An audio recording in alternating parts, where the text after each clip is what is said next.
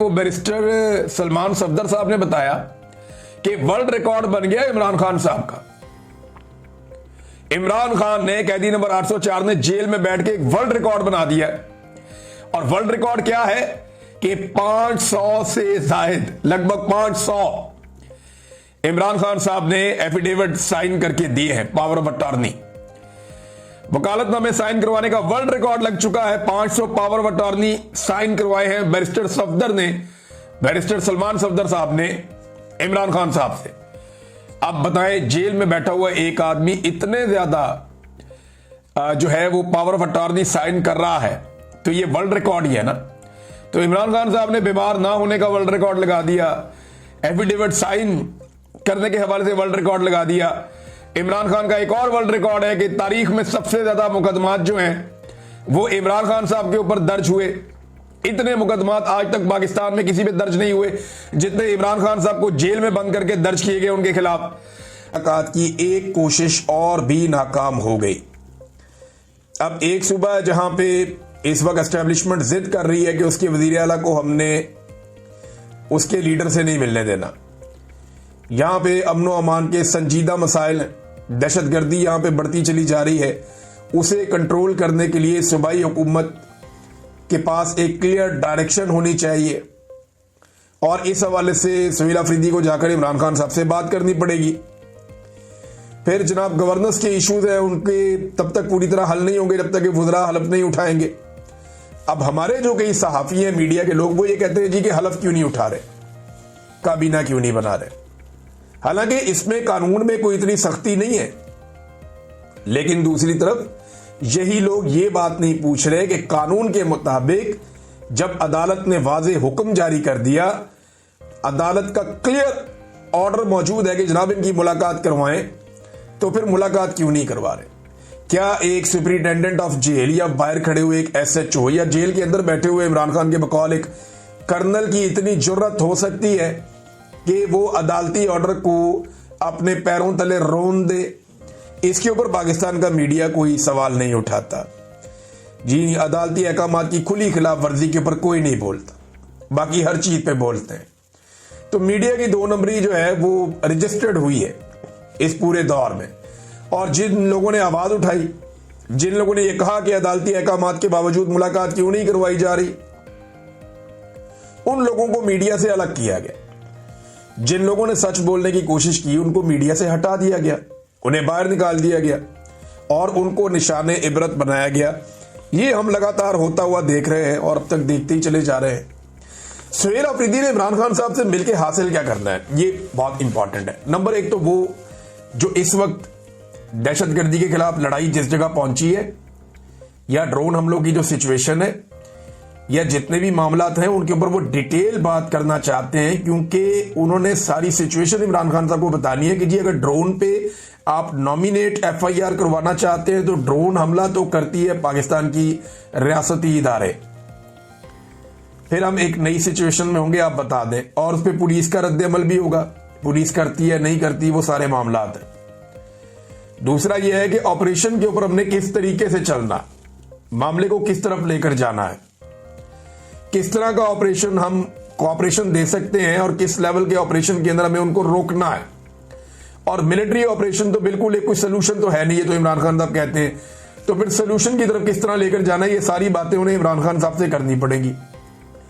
इमरान खान साहब ने आज से 20-25 साल पहले भी जो इस खित्ते के बारे में कहा था, वो सारी बातें वक्त के साथ साथ दुरुस्त साबित हुई। तो इसका मतलब है कि कॉमन सेंस की कसौटी पे रख के अगर आप परखें तो इमरान खान साहब का नॉलेज काम कर रहा है पिछली 2-3 दहाइयों से। लिहाजा ये बात अब समझनी पड़ेगी बाकी स्टेक होल्डर्स को भी कि इमरान खान साहब से मुलाकात करवा दें। फिर जो इमरान खान साहब की एक एहतजाजी सियासत है कि पाकिस्तान में इंसाफ दिया जाए, मैंडेट चोरी किया, मैंडेट वापस करें, 9 मई की जुडिशियल इंक्वायरी करें, 26 नवंबर की जुडिशियल इंक्वायरी करें। अब ये जो साने मुरीद के हुआ जिसमें कत्लेआम हुआ, इसकी एक जुडिशियल इंक्वायरी करवाई जाए। जबरी तौर पे इंसानों को लापता किया जा रहा, बेशुमार चीजें इमरान खान साहब के लंबे मुतालबात हैं, लेकिन बेसिक चीजें मैंने आपके सामने रख दी है। अब उस हवाले से जो एहतजाजी तहरीक है वो कब चलेगी, इसमें कुछ लोगों का ये कहना है कि नवंबर का महीना आ रहा है, पिछली मर्तबा इन्होंने नवंबर के महीने में कत्लेआम किया था पाकिस्तानियों का। क्या इस मर्तबा दोबारा से नवंबर के महीने में एहतजाज करना चाहिए?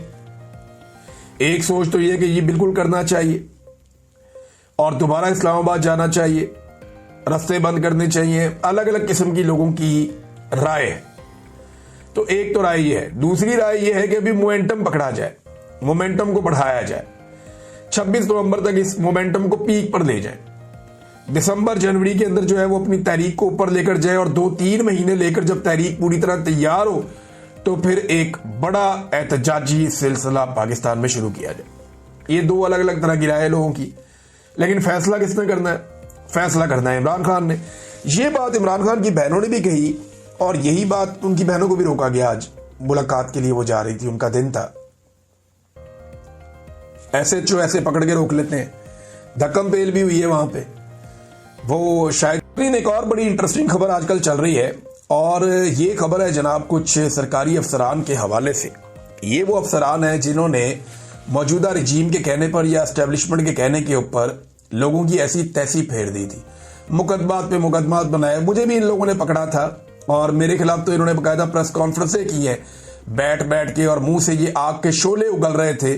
लेकिन अब ये सारे करप्शन में पकड़े गए और इनको उठा लिया था पाकिस्तान की एजेंसियों ने उठा के इनकी फैंटी लगाई है और उसके बाद इनको FIA के हवाले कर दिया है और इनका मुकदमा अब चल रहा है। मामला क्या है, जरा इसको गौर करें।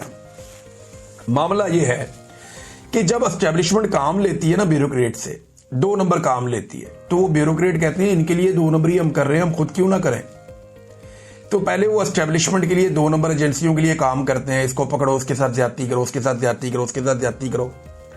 फिर उन्हें ना ज्यादती करना नॉर्मल लगना शुरू हो जाता है। वो कहते हैं जनाब इसको भी उठाओ, इससे पैसे कमाओ, इससे उठाओ, इससे पैसे कमाओ। जब ये सारे ही मुल्क का नहीं सोच रहे तो हम क्यों सोचें। यही काम 9 मई के बाद पुलिस ने किया था। रियासत ने 9 मई के जाली मुकदमात बनवाए, बेशुमार बंदे उठवा लिए, तो पुलिस ने बेशुमार बंदों से बेशुमार दिहाड़ियां भी लगा ली। जरा वो चेक किया जाए ना कि कहां कहां किस चीज को हिस्सा गया तो आपके रोंगटे खड़े हो जाएंगे। तो अब एजेंसियां जनाब वो गोलियों से मट्टी झाड़नी की जनाब हमने ये बंदे पकड़ लिए, इन बंदों को यहां तक पहुंचाया भी एजेंसियों ने, इनसे गलत काम लिया, फिर इन्होंने अपने लिए गलत काम करना शुरू कर दिया। ये बेशर्मी के रास्ते पे चल पड़े और अब ये लोग जनाब गिरफ्तार हो गए। तो इसी तरह पुलिस को जरा चेक करें, पंजाब पुलिस को, किस किस ने 9 मई के मामले पे कितनी कितनी दिहाड़ी लगाई और किसने किस किस तरह लोगों को लूटा। ये सारा मामला आपके सामने आ जाएगा।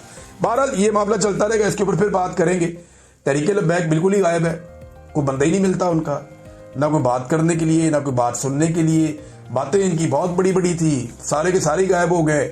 जितने इनके बड़े बड़े उलमा इकराम है, मुफ्ती मुनीब और बाकी लटरम पटम, सारे ही गायब हैं। कोई बंदा बात करने के लिए, बात सुनने के लिए तैयार ही नहीं है। सफा हस्ती से खत्म हो गई तहरीके लब्बैक पूरी की पूरी। तो ये जनाब टोटल औकात थी।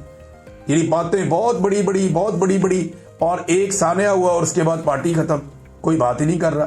वो इनके साथ बहुत बड़ा जुल्म है, बहुत बड़ी ज्यादती है, बहुत बड़ा जबर इनके साथ हुआ है। इसकी किसी किस्म की कोई गुंजाइश नहीं है।